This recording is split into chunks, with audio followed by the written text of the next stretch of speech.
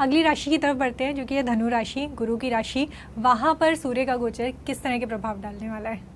देखिए, बात करें अगर धनु राशि की, तो आपके लिए ना सूर्य की स्थिति जो होगी अब वो 8वें घर पे प्रभाव डालेगी। ठीक है, तो हाँ देखिए, ये समय होगा कि आपको थोड़ा ध्यान देना ही पड़ेगा, क्योंकि ये थोड़ा कमज़ोर पक्ष दिखाता है धनु राशि वालों के लिए।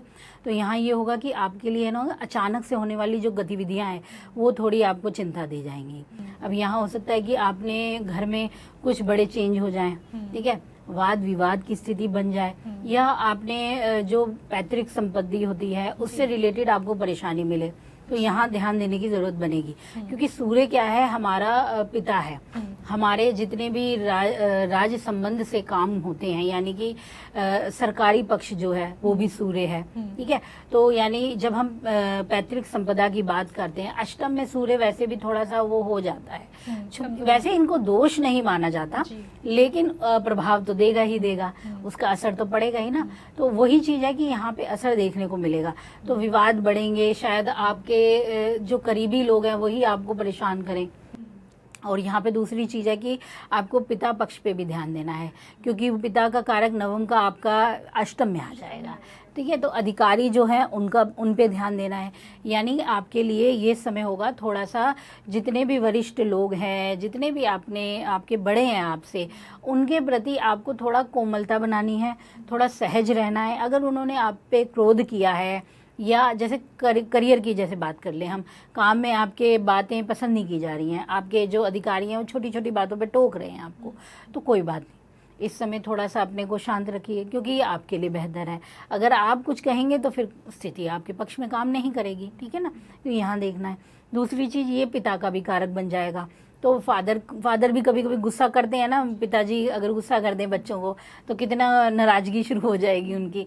तो यहाँ थोड़ा सा ध्यान देना है, और उनकी हेल्थ पे भी ध्यान देना है कि उनके पास बैठिए, समय गुजारिए, तो देखिएगा चीज़ें आपके लिए भी बेहतर होंगी, उनके लिए भी। माता पिता के साथ जो बैठता है ना, ग्रह आधे उसके वैसे ही ठीक हो जाते हैं, क्योंकि एक चंद्र है, एक सूर्य है, वो कुंडली के आधार हैं। ये जो कुंडली के आधार हैं, अगर हम उनके साथ शुभ है ना, तो समझ लिए आधार, नींव पक्की हो गई अब आपकी। तो यहाँ पे धनु राशि वालों को ये ध्यान देना है। तो यहाँ पे पिता पे ध्यान देना। एक बहुत अच्छी चीज ये है कि विदेश यात्रा के योग बनेंगे। ठीक है, लंबी दूरी की यात्राएं हो सकती हैं, अचानक से काम बनेगा। अभी वीजा अटका हुआ था तो अचानक से हो सकता है लग जाए। ठीक है, और जल की यात्रा हो सकती है, मतलब कोई भी ऐसी यात्रा जो जल से होने वाली है वो हो सकती है, या फिर धर्म स्थल की ऐसी यात्रा जहाँ जल होगा वहां हो सकती है, यात्रा का योग बनेगा। ठीक है, तो ये चीजों पे तो फायदा है। ठीक है, यात्रा का योग है।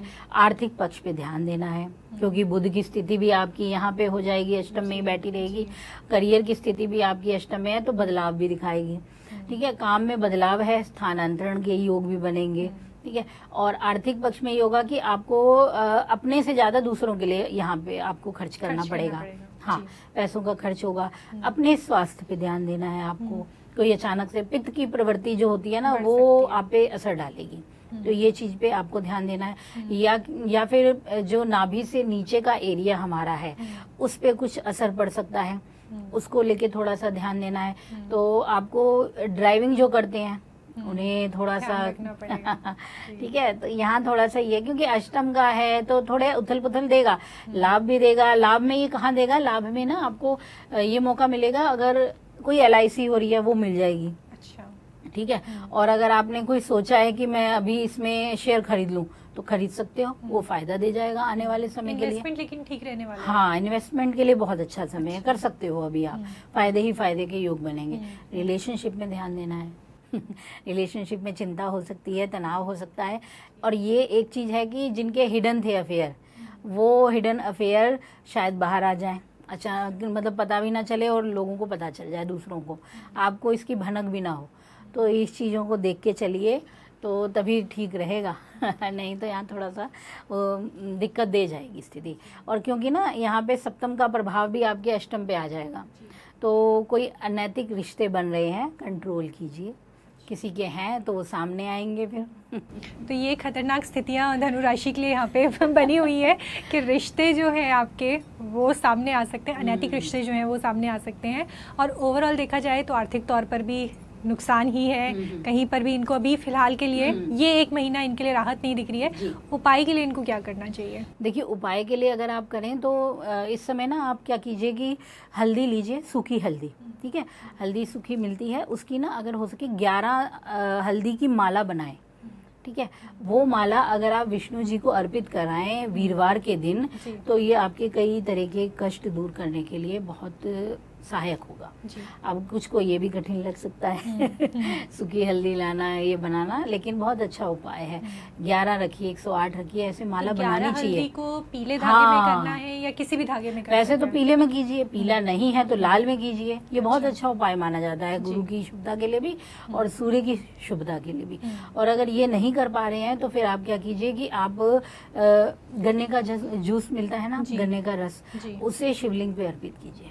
अच्छा, तो फायदा होगा आपको। और ये इन्हें सोमवार के दिन करना है या ये आप पूरे कभी भी महीने कर कभी सकते भी हो? कर सकते हाँ, हैं? कभी भी कर सकते हो, ये कीजिए। अगर आप ज्योतिष से जुड़ी अधिक जानकारी प्राप्त करना चाहते हैं तो डाउनलोड करें माई ज्योतिष ऐप। एस्ट्रोलॉजी से जुड़ी लेटेस्ट जानकारी के लिए फॉलो करें माई ज्योतिष का फेसबुक और इंस्टाग्राम पेज।